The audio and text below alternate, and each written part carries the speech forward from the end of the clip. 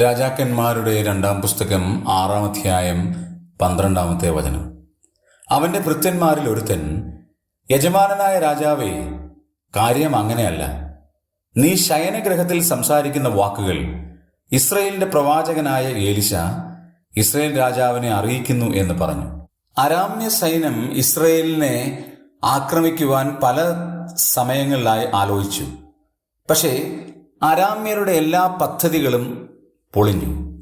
അങ്ങനെ വരുമ്പോൾ ആരോ നമ്മുടെ ഇടയിൽ ഇസ്രയേൽ രാജാവിൻ്റെ ചാരനുണ്ട് എന്ന് പറഞ്ഞപ്പോൾ അവൻ്റെ ഭൃത്യന്മാരിൽ ഒരാൾ പറയുകയാണ്, രാജാവേ, കാര്യം അങ്ങനെയല്ല.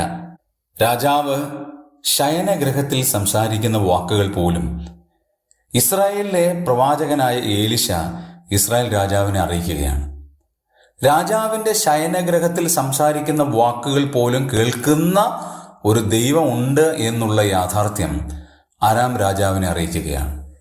പ്രവചനവും ദൂതും ദൈവമാണ് നൽകുന്നത് എന്നുള്ള യാഥാർത്ഥ്യവും, അത് ഏത് ഇരുട്ടറയിൽ ഇരുന്ന് സംസാരിച്ചാലും അത് പൂർണ്ണമായി കേൾക്കുന്ന ഒരു ദൈവമുണ്ട് എന്നുള്ള യാഥാർത്ഥ്യം ഈ രാജാവ് മനസ്സിലാക്കണമായിരുന്നു. നാമും അത് മനസ്സിലാക്കേണ്ടിയിരിക്കുന്നു. നാം സംസാരിക്കുന്ന ഓരോ വാക്കുകളും ദൈവം ശ്രദ്ധിക്കുന്നു, സൂക്ഷിക്കുന്നു. ദൈവം അത് റെക്കോർഡ് ചെയ്യുന്നു എന്നുള്ള കാര്യം നാമും ജാഗ്രതാപൂർവ്വം സൂക്ഷിക്കേണ്ടതാണ്.